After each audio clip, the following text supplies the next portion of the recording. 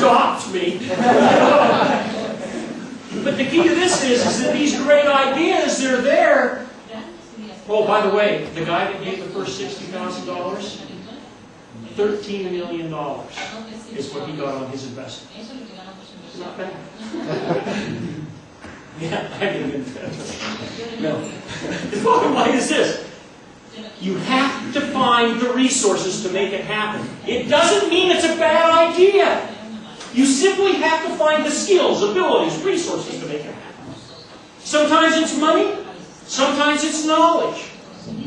Sometimes it's cheap workers. That's why everybody's going to China. Because it's cheap workers. But I can tell you, if you want to make it work, you can make it work. The problem is too many companies come with a great idea and they have the wrong resources, so it never happens. Or if it does happen, it happens very badly. Those are three mistakes that I see a lot. I work with a company. Oh, this is going to sound really weird. Up in Hamburg, Germany, there's a company. They're very diversified.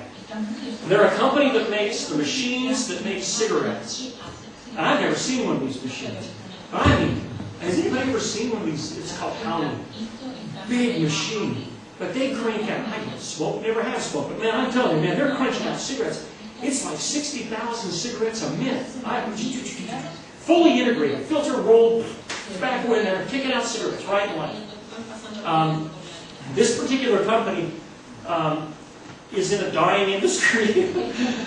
It's not doing real well because of regulation and so forth. And so they said, we have to do something else. And you know what they decided to do?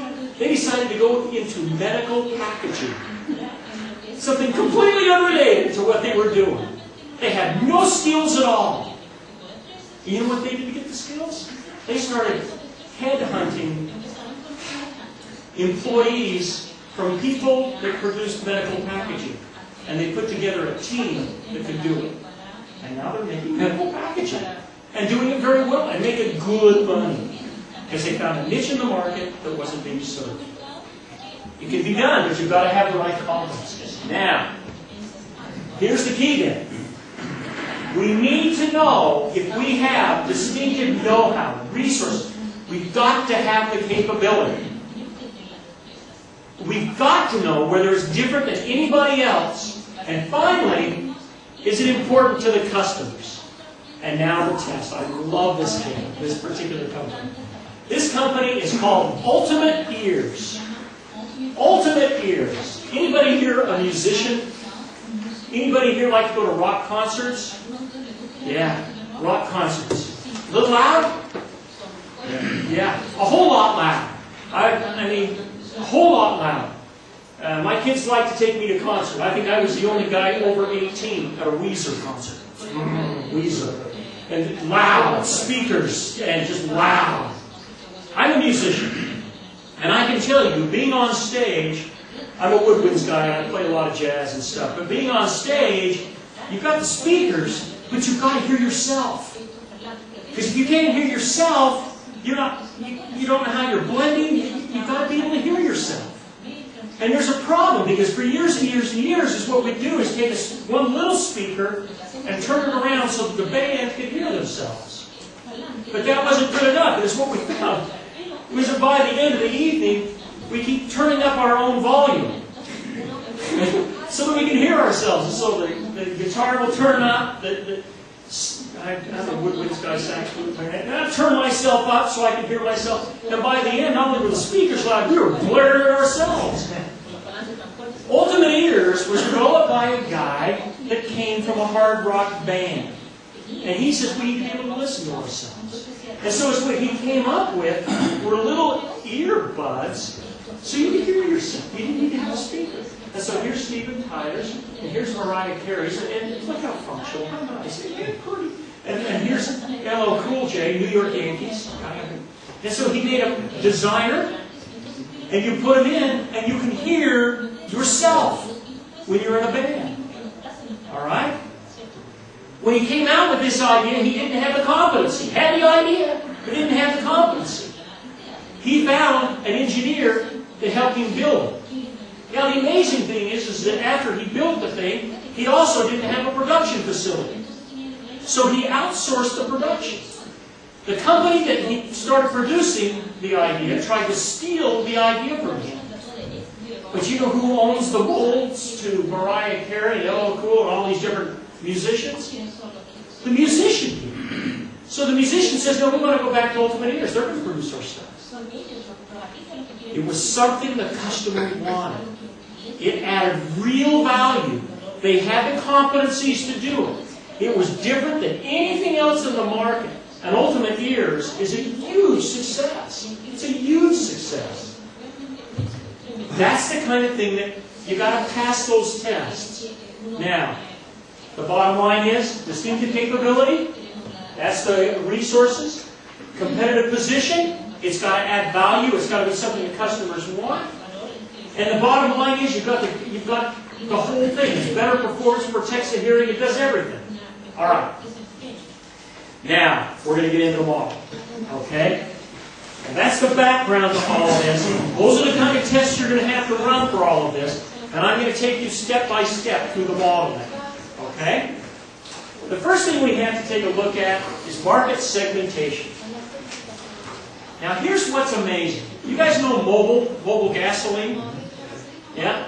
Mobile gasoline has a gasoline card, and they have all kinds of customers that come in and buy it. For years and years and years, mobile gasoline felt like that everybody that buys gas, they buy gas. Everybody good. People buy gas, they buy gas. They're all the same. Until they did market analysis, and they found out that the customer circle was, there were segments within the customer circle. And they had to take these segments into account. They found that one segment were the road warriors. I love road warriors. When I go on a cross-country trip, I am a road warrior. I got to tell you, I am. My family hates it. That's what I am. And it's what I do is I get in the car, and my kids know it. Which means I get a tank full of gas, I get the food that I need, and I go till the very last drop. And when I pull over, consider it's if you have to go to the bathroom, now's the time. You get I'm sorry, I'm cruel. And if you want food, now's the time. I'm going to get gas, I'm going to get oil, I'm going to get water, I'm going to get everything I need, because baby, I'm on the road again. And we're not stopping for another 300 or 400 miles. That was very difficult when my wife was pregnant.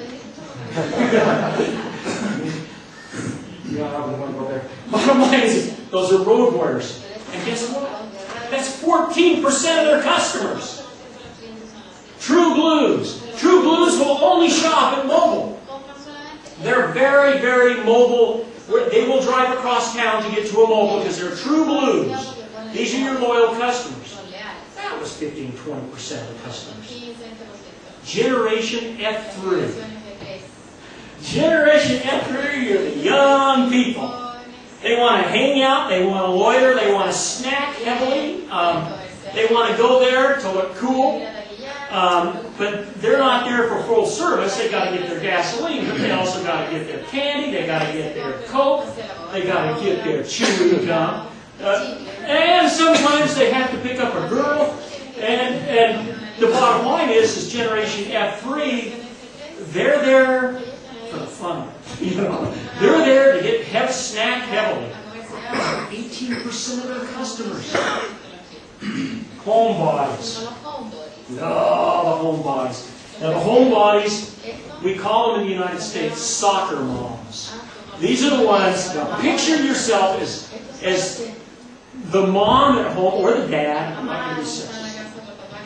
The mom or dad at home that has all the kids in the back of the car screaming and crying and running nose and messy pants. And what do you want? You want to get to wherever you're going and drop these kids off. You want to get home, you want to get off the road. Homebodies want convenience, which means if mobile is on the way to the soccer field, that's where I'm stopping. But if it's not mobile, I'll stop wherever. Because these kids are driving me crazy. They're crying, maybe not in Chile, but American kids, They're crazy. Are you guys? I've seen it. I've seen cars. But their kids are crying. You just want to get them home. They're tired. They're hungry. When are you going to get home? When are you going to get home? Get you home. That's homebodies. 23% of their customers. And this isn't going to add up. But something like 23%. This is a big group. These guys are convenience. Now, if I'm mobile and I want to attack this market, what am I going to do? I'm going to put my gas station on the way to the soccer fields, on the way to schools, on the way to the grocery store, because that's where the homebodies are going to drive. And it's got to be convenient. Which means I have to be able to develop the gas station so that it's very easy for them to hop out, put their card in, fill it up, and get out. Because they don't want to waste time because the kids are going crazy.